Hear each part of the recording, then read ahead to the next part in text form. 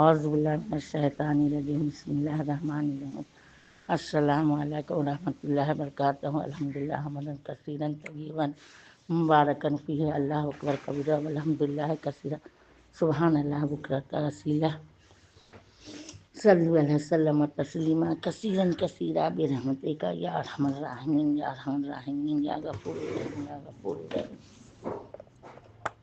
شروع اللہ کے نام سے جو نہایت مہربان بہت رحم والا ہے۔ اے اللہ قبول فرما 5 سپارے کا تفسیر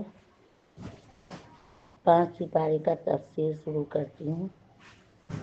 اللہ قبول فرمائے۔ اللہ رزقاً طیبا علما نافعا وعملا متقبلا۔ تیسری رکوع سے شروع اللہ کے نام سے۔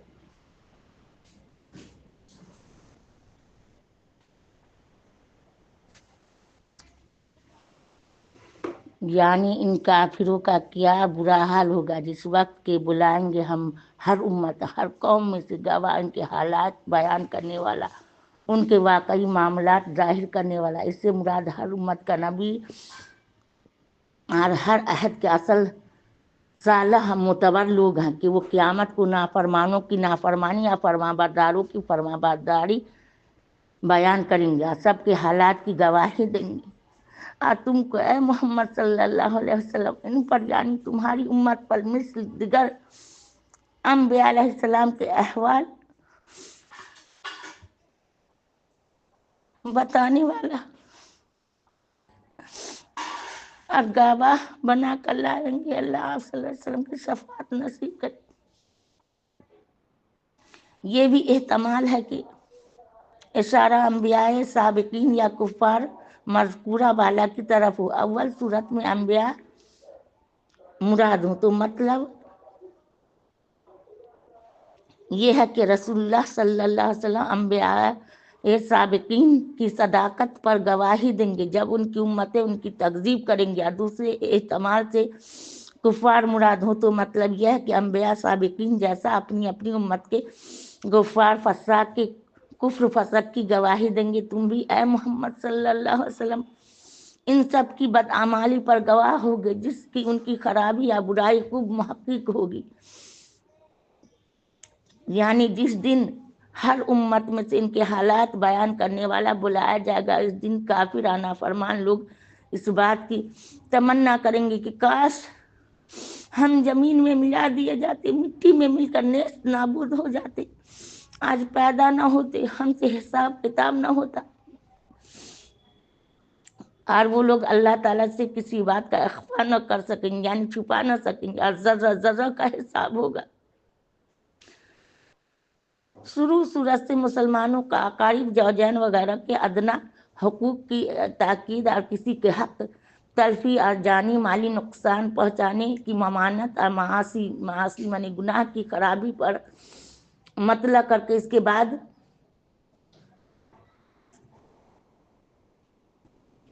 اقارب اور یتامہ مساکین ہمسایہ وغیرہ کے ساتھ احسان و سلوک کرنے کا ارشاد کر کے اس کی ذیل میں تکبر اور خود پسندی اور بخل و ریا سے ڈرایا تھا، جو ایسے عیب ہیں کہ دوسروں کے حق ادا کرنے، کسی کے ساتھ سلوک کرنے سے روکتے بھی ہیں، اور پیسہ دینے والوں اور لوگوں کے ساتھ سلوک کرنے والوں کی طبیعت میں خواہ مخواہ آنے بھی لگتے ہیں۔ اب ان تمام حکموں کے آخر میں پھر مسلمانوں کو صریح خطاب فرما کر خاص نماز کی بابت جو سب عبادتوں میں اعلیٰ افضل ہے، اے اللہ ہم سب کو نمازی شریعت میں جس قدر اس کا اہتمام کیا ہے، اس کے ارکان و شرائط و آداب وغیرہ کو مفصل بتلایا ہے، کسی عبادت کا اس قدر اہتمام نہیں کیا۔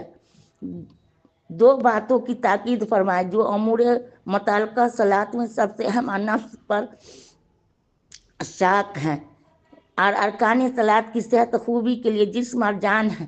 اول یہ کہ نشہ کی حالت میں نماز کے پاس نہ جاؤ، تا وقتیہ کہ جو منہ سے نکلے اس کو سمجھ بھی لو، اور جنابت میں بھی نماز سے دور رہو، یہاں تک کہ غسل کر کے تمام بدن کو خوب پاک صاف کر لو، کیونکہ نماز میں 2 اہم محتم بشران ہیں، ایک حضور اور خشوع، دوسرے طہارت नज़ाफ़त और जुमला उमूर मुतल्लिक़ा सलात में यही दो अब नफ्स पर साख है और नशा खुशू और हजूर मखालिफ है। तो जनाबत तहारत की नज़ाफ़त की मनाफी है, बल्कि नशा चूँकि मिसल नौम और गसी नाक़िज़ वजूह है तो इसलिए तहारत के भी मुखालिफ है। तो मतलब ये हुआ कि नमाज को पूरे एहतमाम से पढ़ो, जुमला उमूर ज़ाहिरी बातिन का लिहाज रखो, गो नफ्स पर साख हो। बाकी इस खास मौका पर इस ताकीद और तकदीद के इरशाद फरमाने से दो नफ़े मालूम होते हैं। अव्वल ये कि एहकाम कसीरा मज़कूरा बाला जिनमें हकूक़ और मामलात बाहमी इबादत जानी माली का जिक्र था, इन सब को बजा लाने के साथ बुख्ल और रिया खुद पसंदी और बड़ाई से भी मुस्तनिब रहना, चूँकि नफ्स पर साख है, सुनने वालों को खलजान का मौका है। तो इस दुश्वारी और खलजान का इलाज बताना मंजूर है, यानी नमाज को इसकी शरात व आदाब ज़ाहिरी बातिनी के साथ अदा करोगे तो जुमला अम्र नवाही मज़कूरा बाला की तामील तुम पर सहल हो जाएगी, क्योंकि नमाज की वजह से जुमला अवामिर इबादत में सहूलत और रग़बत और तमाम मुहिमात और मासी यानी गुनाह से नफ़रत पैदा हो जाती है, जैसा कि दीगर आयत अहादीस में मज़कूर उलमाए मुहक्किकीन ने तस्रीह फरमाई है। दूसरे एक एहकाम कसीरा साबका को सुनकर बाइद नहीं, जो काहिल कम हिम्मत अपने आप को मजबूर ख्याल करके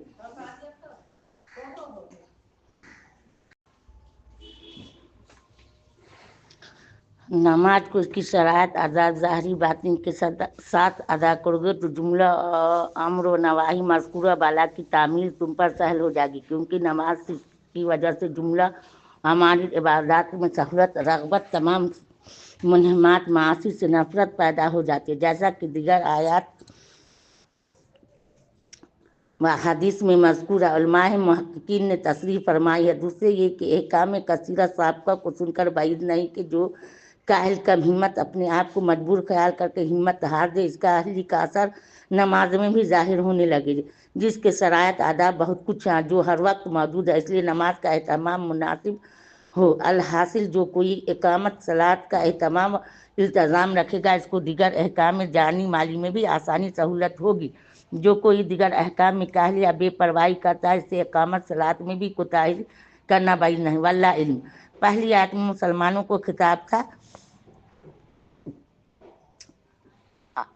और इसी के ज़ैल में कुफ़ार की मज़म्मत बयान फरमाई थी, जो कि उमूर मज़कूरा साबका की मुखालफत करते थे। अब इसके बाद फिर मुसलमानों को दोबारा सलात बाज़ ख़ास हिदायतें की जाती हैं। इन हदायत को माक़िबल के साथ ये मुनासबत है कि इससे पहले कुफ़ार अहले किताब दो खराबियों का ख़ास तौर पर जिक्र था। एक अल्लाह पर ईमान न लाना, दूसरे अपना माल अल्लाह के लिए खर्च न करना, बल्कि लोगों के दिखाने और अपनी इज्जत बढ़ाने को माल खर्च करना। ज़ाहिर है कि पहली खराबी का मंशा तो इल्म नुकसान और जहल का गलबा, दूसरी खराबी की वजह है नफ्स और अपनी ख्वाहिश, जिससे मालूम हो गया कि गुमराही के बड़े सबब दो हैं। अव्वल जहल, जिसमें हक बातिल की तमीज़ ही नहीं होती, दूसरे ख्वाहिश से सहबत, जिससे बावजूद तमीज़ हक व बातिल हक के मुआफ़िक अमल नहीं कर सकता, क्योंकि सहवात से कुव्वत मल्की ज़ईफ़ और कुव्वत बहीम कभी हो जाती है, जिसका नतीजा मलाइका के बोध और शयातीन से कुर्ब है, जो बहुत सी खराबियों की जड़ है। तो अब इस मुनासबत से हक ताला शाना ने मुसलमान को नशा की हालत में नमाज पढ़ने अव्वल मना फरमाया कि जहल की हालत है, इसके बाद जनाबत में नमाज पढ़ने से रोका कि ये हालत मलाइका से बोध और शयातीन से कुर्ब की हालत है। हदीस में वाजिब है कि जहाँ जम भी होता है वहाँ मलाइका नहीं आते। वल्लाह इल्म। अब आयत का मतलब ये हुआ कि अहले ईमान वालों, जब तुम कुफ्र और रिया की खराबी मालूम हो चुकी है, इनके ज़िद की खूबी वाज़ा हो चुकी, तो इससे नशा जनाबत की हालत में नमाज पढ़ने की खराबी को खूब समझ लो कि इनकी मंशा भी वही है जो कुफ्र रिया का मंशा था।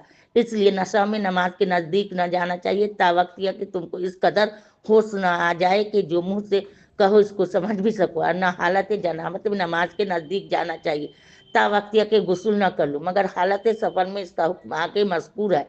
ये हुक्म इस वक्त था कि नशा इस वक्त तक हराम न हुआ था, लेकिन नशा की हालत में नमाज पढ़ने की ममानत कर दी गई थी। रवायत में मनकूल है कि एक जमात सहाबा की दावत में जमा थी, क्योंकि शराब इस वक्त हराम न हुई थी, اس لیے انہوں نے شراب پی تھی۔ مغرب کا وقت آ گیا تو سب اسی حالت میں نماز کو کھڑے ہو گئے۔ امام نے سورہ قل یا کافرون کی جگہ بے ہوشی میں پڑھ دیا، جس سے معنی بالکل خلاف غلط ہو گئے۔ اس پر آیت نازل ہوئی کہ اب اگر نیند کے غلبہ یا بیماری کی وجہ سے کسی کا ایسا حال ہو جائے کہ اس کی خبر نہ رہے کہ میں نے کیا کہا، تو ایسی حالت کی نماز بھی درست نہ ہوگی۔ جب ہوش آئے تو اس کی قضا ضرور کر لی، یعنی حالت جنابت میں نماز نہ پڑھنا، تاوقع کے غسل نہ کر لے۔ یہ حکم جب ہے کہ کوئی عذر نہ ہو، اگر ایسا عذر پیش آئے کہ پانی کے استعمال سے معذوری ہوا، طہارت کا حاصل کرنا ضروری ہے، تو ایسے وقت میں زمین سے تیمم کر لینا کافی ہے۔ اب پانی کے استعمال سے معذوری کی 3 صورتیں بتائیں۔ ایک بیماری کہ اس میں پانی ضرر کا تھا، دوسری یہ کہ سفر درپیش ہے، اب پانی اتنا موجود ہے کہ وضو کر لو تو پیاس سے ہلاک ہونے کا اندیشہ ہے، دور تک پانی نہ ملے گا، تیسری یہ کہ پانی بالکل موجود ہی نہیں۔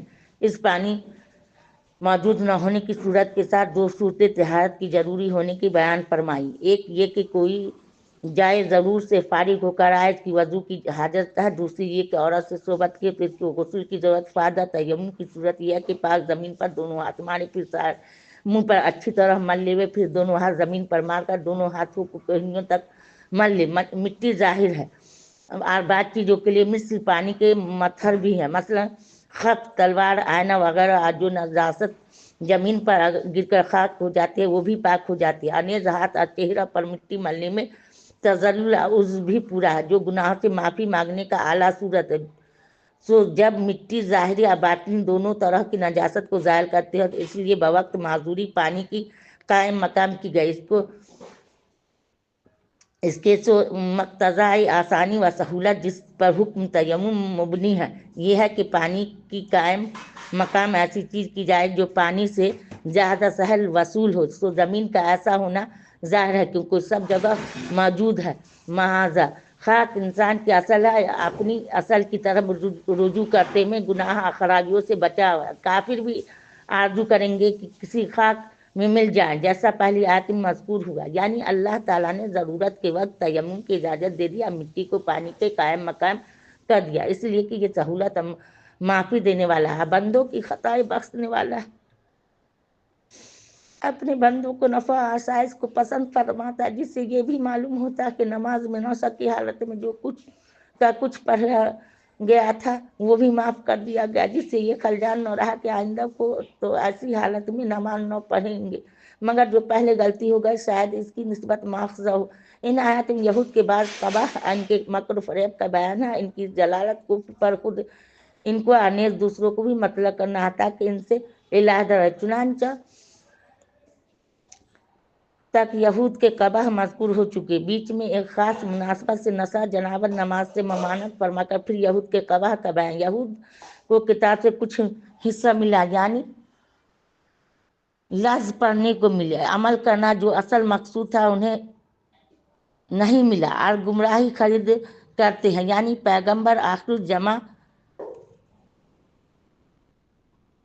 صلی اللہ علیہ وسلم کے حالات اور اوصاف کو دنیا کی عزت اور رشوت کے واسطے چھپاتے ہیں اور جان بوجھ کر انکار کرتے ہیں، چاہتے ہیں کہ مسلمان بھی دین سے پھر گمراہ ہو جائیں، اور اللہ تعالیٰ ایسے مسلمانوں تمہارے دشمن کو خوب جانتا ہے، تم ایسا ہرگز نہیں جانتے، سو اللہ کے فرمانے پر اطمینان کرو، ان سے بچو، اور اللہ تعالیٰ تم کو نفع پہنچانے نقصان سے بچانے کے لیے کافی، حسبنا اللہ ونعم الوکیل۔ اس لیے دشمنوں سے اس قسم کا اندیشہ مت کرو اور دین پر قائم رہو۔ یعنی یہود میں ایسے لوگ بھی ہیں کہ اللہ تعالیٰ نے جو توریت میں نازل فرمایا اس کو اپنے ٹھکانے سے پھرتے بدلتے، یعنی تحریف لفظی معنوی کرتے، یعنی جب رسول اللہ صلی اللہ علیہ وسلم ان کو کوئی حکم سناتے تو یہود جواب میں کہتے ہم نے سن لیا، مطلب یہ ہوا کہ قبول کر لیا، لیکن آہستہ سے کہتے ہیں کہ نہ مانا، یعنی ہم نے لفظ کان سے سنا دل سے نہیں مانا۔ یعنی جب یہود حضرت سے خطاب کرتے تو کہتے نہ سنایا جاؤ، تو یعنی ایسے کلام بولتے ہیں جس کے 2 معنی، ایک معنی کے اعتبار سے دعا تعظیم ہو تو دوسرے معنی کے رد سے بددعا تحقیر ہو سکے، چنانچہ یہ کلام بظاہر دعائے خیر ہے، مطلب یہ کہ تو ہمیشہ غالب اور مغرور رہے، کوئی تجھ کو بری اور خلاف بات نہ سنا سکے، دل میں نیت یہ رکھے کہ بہرا ہو جائیے، یعنی حضرت کی خدمت میں آتے تو یہود رائے نہ کہتے. اس کے بھی دو معنی، ایک اچھے ایک برے، جن کا بیان سورہ بقرہ میں گزر چکا. اچھے معنی تو یہ کہ ہماری رعایت کرو اور شفقت کی نظر کرو کہ تمہارا مطلب سمجھ لیا، آج جو پوچھنا ہو پوچھ سکے. برے معنی یہ کہ یہود کی زبان میں یہ کلمہ تحقیر ہے، زبان کو دبا کر رائے نہ کہتے، یعنی ہمارا چرواہا. یہ ان کے محض شرارت تھی، کیونکہ خوب جانتے تھے کہ حضرت موسیٰ علیہ السلام اور دیگر پیغمبر نے بھی بکریاں چرائی ہیں. یعنی یہود ان کلمات کو اپنے کلام سے ملا کر ایسے انداز سے کہتے کہ سننے والے اچھے ہیں معنوں پر حمل کرتے اور برے معنوں کی طرف دھیان بھی نہ جاتا، اور دل میں برے معنی مراد لیتے، اور پھر دین میں یہ عیب لگاتے کہ اگر یہ شخص نبی ہوتا تو ہمارا فریب ضرور معلوم کر لیتا. تو اللہ تعالیٰ نے ان کے فریب کو خوب کھول دیا. حق تعالیٰ یہود کے 3 قول مضموم بیان فرما کر اب بطور ملامت ہدایت ارشاد کرتے ہیں کہ اگر یہود رائنا کی جگہ اتانا کہتے، بجائے اسما غیر یہ مسما کی صرف اسما کہتے، اور رائنا کے وجہ انظرنا کہتے تو ان کے حق میں بہتر ہوتا، اور یہ بات درست اور سیدھی ہوتی، اور اس بےہودگی اور شرارت کی گنجائش نہ ہوتی جو کلمات سابقہ سے یہود برے معنی اپنے دل میں مراد لیا کرتے تھے. لیکن چونکہ اللہ تعالیٰ نے ان کو ان کے کفر کے باعث اپنی رحمت اور ہدایت سے دور کر دیا، اس لیے وہ مفید اور سیدھی باتوں کو نہیں سمجھتے، ایمان نہیں لاتے، مگر تھوڑے سے آدمی کے ان خباثوں اور شرارتوں سے محفوظ رہے. اس وجہ سے اللہ کی لعنت سے محفوظ رہے، جیسا حضرت عبداللہ بن سلام ان کے ساتھی. آیات سابقہ میں یہود کی ضلالت مختلف قباح کا ذکر فرما کر اب ان کو بطور خطاب ایمان، تصدیق قرآن کا حکم دیا جاتا ہے اور اس کی مخالفت سے ڈرایا جاتا ہے. مطلب یہ ہے کہ اہل کتاب ایمان لاؤ قرآن پر جس کے احکام مصدق اور موافق ہے. توریت کے ایمان لاؤ اس سے پہلے کہ مٹا ڈالے ہم تمہارے چہرے کے نشانات، یعنی آنکھ، ناک وغیرہ. مطلب یہ کہ تمہاری صورتیں بدل دی جائیں، پھر الٹ دے، پھر تمہارے چہروں کو پیٹھ کی طرف، یعنی چہرہ کو مطموس ہموار کر کے پیچھے کی طرف، گدی کو آگے کی طرف کر دے. اللہ محفوظ.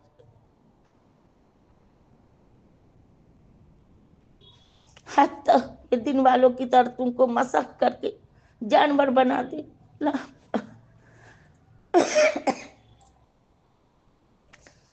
اصحاب سبت کا قصہ سورہ اعراف میں مذکور ہے، یعنی مشرک کبھی نہیں بخشا جاتا بلکہ اس کی سزا دائمی ہے. البتہ شرک سے نیچے جو گناہ صغیرہ ہو یا کبیرہ سب قابل مغفرت. اللہ تعالیٰ جس کی مغفرت چاہے اس کے صغیرہ کبیرہ گناہ بخش دیتا ہے.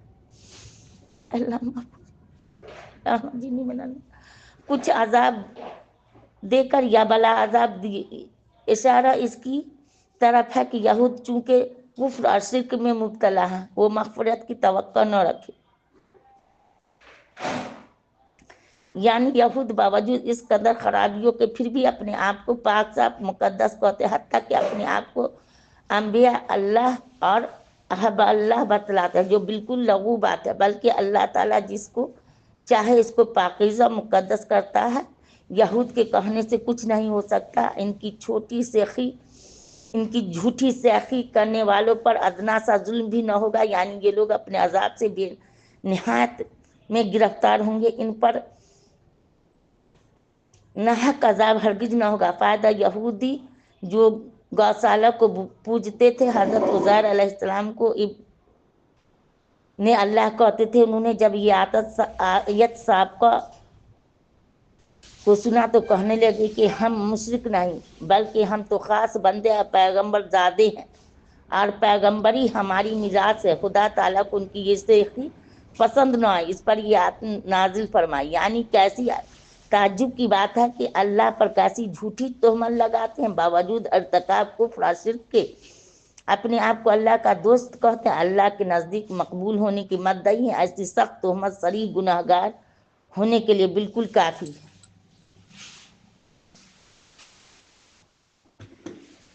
اس آیت میں یہود کی شرارت خباثت کا اظہار ہے. قصہ یہ ہے کہ یہودیوں کو حضرت صلی اللہ علیہ وسلم سے عداوت بڑھی تو مشرکین مکہ سے ملے، ان کے سے متفق ہوئے، ان کے خاطر داری کی، ضرورت سے بتوں کو تعظیم کی، اور کہا کہ میں تمہارا دین مسلمانوں کے دین سے بہتر ہے. اس کی وجہ صرف حسد تھا. اس کی یہ نبوت ان کی ریاست ہمارے سوا دوسروں کو کیوں مل گئے؟ اس پر اللہ تعالیٰ ان کو الزام دیتا ہے کہ ان آیات میں اس کا مذکور ہے، یعنی یہ لوگ جنہوں نے اہل کتاب ہو کر اغراض نفسانی کی وجہ سے بتوں کی تعظیم کی، اصحاب کا کفر کو طریقہ اسلام سے افضل بتلائے، ان پر اللہ کی لعنت، جس پر لعنت کرے اللہ، اس کا دنیا اور آخرت میں کوئی حامی مددگار نہیں ہو سکتا۔ سب انہوں نے اپنی انات کی تمام میں جو مشرکین مکہ سے موافقت کی بالکل رغو ہے، چنانچہ دنیا میں یہود نے از حد ذلتیں اٹھائے، آخرت میں بھی عذاب میں مبتلا ہوں گے۔ یہود اپنے خیال میں جانتے تھے کہ پیغمبری یا دین کی سرداری ہماری میراث ہے، ہمیں کو لائق ہے، اس لیے عرب کے پیغمبر کی مطابق سے آر کرتے تھے اور کہتے تھے کہ آخر کو حکومت بادشاہت ہم کو پہنچ رہے گی، برائے چند آروں کو بھی مل جائے تو کچھ مذائقہ نہ۔ اس پر یہ آیت نازل ہوئی۔ مطلب یہ آیت کا ہے کہ کیا یہود کا کچھ حصہ ہے سلطنت میں؟ یعنی ہرگز نہیں، اگر یہ حاکم ہو جائیں تو لوگوں کو تل برابر بھی نہ دے، یعنی اس کے بخیل ہے کہ بادشاہت میں فقیر کو تل برابر بھی نہ دے۔ یعنی کیا ہو، یہود حضرت محمد رسول اللہ صلی اللہ علیہ وسلم اور ان کے اصحاب پر اللہ کے فضل انعام کو دیکھ کر حسد میں مرے جاتے ہیں، تو یہ تو بالکل ان کی بےہودگی ہے، کیونکہ ہم نے حضرت ابراہیم کے گھرانے میں کتاب اور علم اور سلطنت عظیم عنایت کی، پھر یہود آپ کی نبوت عزت پر کیسے حسد اور انکار کرتے؟ اب بھی تو ابراہیم کے گھر میں ہے، یعنی حضرت ابراہیم علیہ السلام کے گھرانے میں خدا تعالیٰ نے ہمیشہ سے بزرگی دیا، آپ بھی اس کے گھرانے میں ہے، سو جو کوئی بلا وجہ محض حسد سے اس کو نہ مانے، اس کے جلانے کے لیے دوزخ کی بھڑکتی آگ کافی۔ اللہم اجرنی من النار۔